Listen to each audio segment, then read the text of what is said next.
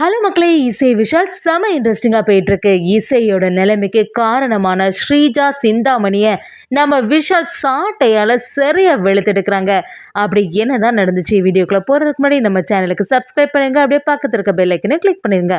அப்பதான் நான் போடுற வீடியோலாம் உங்களுக்கு நோட்டிஃபிகேஷனா வரும். நம்ம சுபத்ராவும் இசைய அந்த நிலைமையில பார்த்த உடனே பயங்கரமா பதட்டாயிடுறாங்க. "இசை உனக்கு எந்த ஆபத்தும் வராதுமா" அப்படின்னு சொல்லிட்டு நம்ம சுபத்ரா அப்படியே விஷத்த எல்லாத்தையுமே அப்படியே எடுக்குறாங்க. இசை ஆனாலும் மயக்க தெளிஞ்ச மாதிரி இல்ல. உடனே நம்ம சுபத்ராவும், சரி இதுக்கு மேல இந்த வீட்ல இருந்தா சரி வராது. உடனே ஹாஸ்பிட்டலுக்கு கூட்டிட்டு போயிரலான்னு சொல்லிட்டு நம்ம இசைய ஹாஸ்பிட்டலுக்கு கூட்டிட்டு போறாங்க. ஸ்ரீஜாவும், சிந்தாமணியும் என்னடா நம்ம ஒரு பிளான் போட்டோம், இங்க வேற மாதிரி ஆயிட்டே. அசோக்குக்கு தானே ஏதாவது உயிருக்கு ஆபத்து வரும்னு பார்த்தோம். கடைசியில அதுல இந்த இசை வந்து மாட்டிட்டாளே அப்படி சொல்லும்போது, சிந்தாமணியும் சரி எல்லாமே நல்லதுக்கு தானே. இந்த இசையும் நமக்கு டார்ச்சர் தானே பண்ணிட்டு இருந்தா. இதோட அவளோட வேலையெல்லாம் முடிஞ்சுதுன்னா சரி அப்படின்னு சொல்லிட்டு ஸ்ரீஜாவும் சிந்தாமணியும் இருக்கிறாங்க. சரி ஹாஸ்பிட்டல்ல போய் நம்ம பார்க்கலாம் அப்படின்னு நம்ம சிந்தாமணி, ஸ்ரீஜா, சுபத்ரா எல்லாரும் சேர்ந்த மாதிரி இசையை அப்படியே ஹாஸ்பிட்டல்ல அட்மிட் பண்றாங்க. இன்னொரு பக்கம் இசைக்கு ஆசை ஆசையா ஒரு கிஃப்ட்டையும் வாங்கி அதில் அவங்களோட வாய்ஸை ரெக்கார்ட் பண்ணிட்டு நம்ம விஷாலும் இருந்துட்டு இருக்கும்போது சரி வீட்டுக்கு வந்து பார்த்தா இசையை காணல. அப்படியே அதிர்ச்சியாகி நிற்கிறாங்க. என்னாச்சு இசைக்கு அப்படி கேட்கும்போது இந்த மாதிரி ஒரு பிரச்சனை ஆயிட்டுன்னு சொன்ன உடனே பயங்கரமா பதட்டாகி அப்படி அந்த ஹாஸ்பிட்டலுக்கு வராங்க. அங்கே பார்த்தீங்கன்னா டாக்டரும் செக்அப் பண்ணிட்டு இருக்கும்போது நம்ம விஷால என்னாச்சு திடீர்னு இசை நல்லா தானே இருந்தா அப்படி கேட்கும்போது சுபத்ராவும் நடந்தது எல்லாத்தையுமே சொன்னது மட்டும் இல்லாமல் நான் அவளுக்கு இந்த மாதிரி விஷம் தலைக்கு ஏறாமல் பார்த்துக்கிட்டேன். டாக்டர் செக்அப் பண்ணிட்டு என்ன வரலப்பா ரொம்பவே டென்ஷனாக இருக்குன்னு சொல்லிட்டு அந்த இடத்துல இருக்காங்க. வெளியில் வந்தவங்களும் இந்த பொண்ணை கடிச்சது ரொம்பவே சக்தி வாய்ந்த விஷம் உள்ளது. அதனால் ஈஸியாட்டெல்லாம் அவங்கள குணப்படுத்த முடியாது. ஒரு சமயம் அவங்க கோமா ஸ்டேஜுக்கு கூட போயிடலாம் அப்படிங்கிற மாதிரி ஒரு விஷயத்த சொன்ன உடனே நம்ம விஷால் அப்படியே அதிர்ச்சியாகி என்ன டாக்டர் சொல்கிறீங்க? எப்படியாவது இசைக்கு எந்த ஆபத்துமே வரக்கூடாது. இசையோட உயிரை எப்படியாவது எனக்கு காப்பாற்றி தாங்க. எந்த பிரச்சனையும் இல்லாமல் பாதுகாத்து தாங்க. எவ்வளோ ரூபாய் செலவானாலும் பரவாயில்ல அப்படி சொல்லும்போது நம்ம டாக்டரும் சரி நீங்கள் கடவுளை தான் வேண்டிக்கணும். நாங்கள் எங்களால் முடிஞ்ச அளவுக்கு எல்லாமே ட்ரை பண்ணி பார்க்குறோம் அப்படி சொல்கிறாங்க. அதே சமயத்தில் இதை கேட்ட ஸ்ரீஜாவுக்கு சந்தோஷமா இருக்கு. நம்ம நினைச்ச மாதிரி நடந்தாச்சு. இனி வந்து இசை வந்து கோமாக்கு போயிட்டானா நமக்கு எந்த பிரச்சனையும் இல்லை. அவளுக்கு பழைய ஞாபகங்கள் எதுவுமே வராமல் இருக்கணும் அப்படிங்கிற மாதிரி ஸ்ரீஜா சிந்தாமணி கிட்ட சொல்றாங்க. நம்ம விஷாலுக்கு ஒரு சந்தேகமாகவே இருக்கு. இசைக்கு இப்படி ஆனதுக்கு என்ன காரணமாக இருக்கும் அப்படி சொல்லும்போது அசோக்கோட ரூமில் தான் அந்த செயல் இருந்தது எல்லாம் தெரிய வருது. அது தெரிஞ்ச விஷாலும் கண்டிப்பாக இது இந்த ஸ்ரீஜாவோட வேலையாக தான் இருக்கும். அவள் வந்து எப்படியாவது மாட்டிடக்கூடாது. அசோக் நல்லபடியாக இருந்துடக்கூடாது. அசோக்கோட உயிரை எடுத்துடணும் அப்படின்னு சொல்லிட்டு தான் இந்த வேலையை செய்திருக்கணும். அசோக்கை காப்பாற்ற போய் தான் நம்ம இசைக்கு இப்படி ஆயிட்டு. எப்படியாவது இந்த ஸ்ரீஜாவோட சுயரூபத்தை நம்ம நிரூபிச்சு ஆகணும். எத்தனை வாட்டி தான் இவளை நம்ம மன்னிச்சு விடுறது? இந்த வாட்டி அவளை விடவே கூடாது அப்படி சொல்லிட்டு நம்ம விஷாலும் ஒரு பிளான் பண்றாங்கன்னு சொல்லலாம். அதே சமயத்துல ஸ்ரீஜாவும் என்னக்கா இப்ப பண்றது? அந்த ஓவியர் மட்டும் வந்து கரெக்டா அடையாளம் எல்லாம் கேட்டா அந்த அசோக்கும் கரெக்டா சொல்லிட்டேன்னா அதுக்கப்புறமா நம்ம தானே மாட்டுவோம். எப்படியாவது இவனை தீர்த்து கட்டினாதான் நம்ம இந்த வீட்டுல நல்லபடியா நிம்மதியா இருக்க முடியும் அப்படின்னு சொல்லிட்டு ஸ்ரீஜாவும் சிந்தாமணி கிட்ட சொல்லும்போது நீ சொல்றது எல்லாம் சரியா தான் இருக்கு ஸ்ரீஜா. நம்ம எந்த காரணத்தை கொண்டோ மாட்டிடவே கூடாது அப்படின்னு சொல்லிட்டு அசோக்கோட உயிருக்கு மறுபடியும் ஆபத்து வர மாதிரி ஒரு செயலை பண்ணிட வேண்டியதான். இப்பதான் வீட்டில் யாருமே இல்லையே, ஏதாவது செய்திடலாம் அப்படிங்கிற மாதிரி ஸ்ரீஜா ஒரு பிளான் பண்றாங்க. நம்ம சுபத்ராவுக்கு டாக்டர் சொன்னதை கேட்ட உடனே பயங்கரமா வருத்தமா இருக்கு. நம்ம இசைக்கு இப்படி ஒரு நிலைமை ஆயிட்டு இசை நல்லபடியா இருக்கணும், அவளுக்கு எந்த பிரச்சனையுமே ஆயிடக்கூடாது அப்படின்னு சொல்லிட்டு நம்ம சுபத்ராவும் கடவுள்கிட்ட வேண்டுதல் பண்ண ஆரம்பிக்கிறாங்க. அப்படி நம்ம சுபத்ரா கோவிலில் போய் ஒரு பெரிய வேண்டுதல் பண்ணுறாங்க. என்னோட மருமகா இசைக்கு எந்த ஆபத்தும் வரக்கூடாது. அதுக்காக நான் வந்து அங்கே பிரதர்ஷனம் பண்ணுறேன்னு சொல்லிட்டு சுபத்ரா இசைக்காக அங்கே ஒரு பெரிய வேண்டுதலை பண்ணுறாங்க.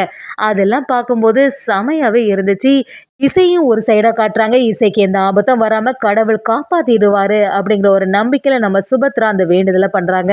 நம்ம விஷாலும் எப்படியாவது இந்த ஸ்ரீஜாவை வீட்டை விட்டே வெளியில துரத்தணும் அப்படிங்கிற மாதிரி நம்ம விஷால் அந்த இடத்துல அசோக் மாதிரி ஆக்டிங் கொடுத்துட்டு அவங்களோட ரூம்ல அப்படியே கண்ணை கட்டிட்டு அந்த இடத்துல இருக்கிறாங்க. ஸ்ரீஜாவும் இப்போ சரியான சமயம், வீட்டில் யாரும் இல்லாத சமயமா பார்த்து கரெக்டா இந்த அசோக்கை தீர்த்து கட்டிடலாம் அப்படின்னு சொல்லிட்டு ஸ்ரீஜா சிந்தாமணி அசோக்கோட ரூமுக்கே வராங்க. சரி இன்னும் அசோக்கு பின்னாடி திரும்பிட்டு இருக்கான்ல, அவனுக்கு தான் கண்ணு தெரியாதே, வசமா போய் அப்படியே யாருக்கும் தெரியாம அதுல ஒரு பொருளை ஊத்திட்டு தீயை கொளுத்திட வேண்டியதான் அப்படிங்கிற மாதிரி ஸ்ரீஜா ஒரு எண்ணத்தை போடுறாங்க.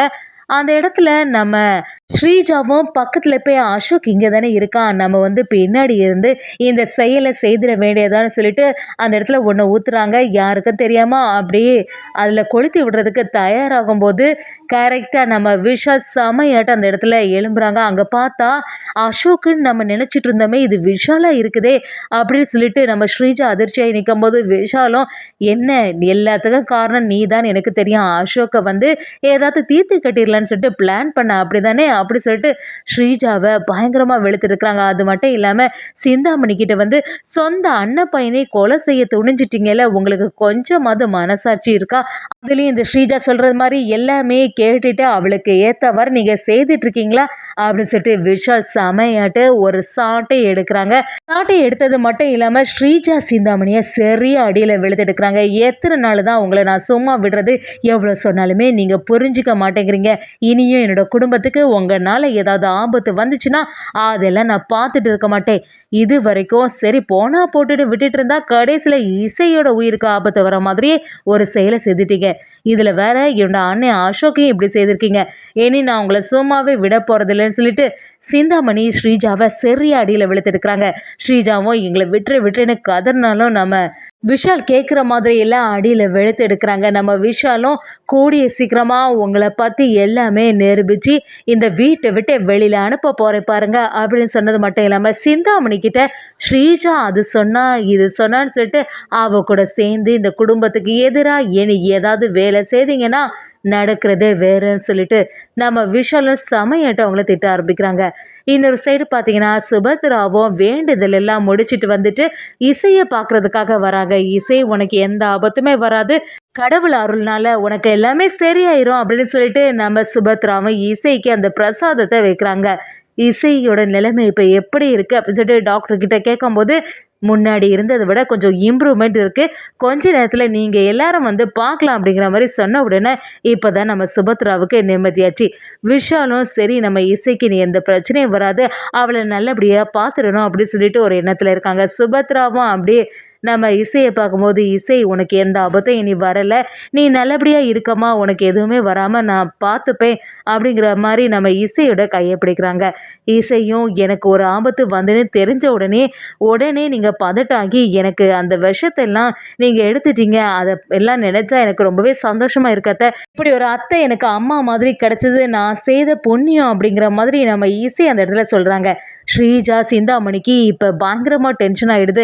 இசைக்கு எந்த ஆபத்தும் இல்லையே, இதில் வேற இந்த விஷால் நம்மளை இப்படியெல்லாம் செய்துட்டானே, இனி என்ன பண்ணுறது, கடைசியில் இந்த அசோக்கோட உயிருக்கும் எந்த ஆபத்தும் வரமாயிட்டு இனி கரெக்டாக நம்மளோட படத்தை மட்டும் வரைஞ்சிட்டானா நம்ம அதோட இந்த வீட்டை விட்டு வெளியில் போயிட வேண்டியதான் அப்படி சொல்லிட்டு ஸ்ரீஜாவும் சிந்தாமணி அடுத்த பிளானை போடுறாங்கன்னே சொல்லலாம்.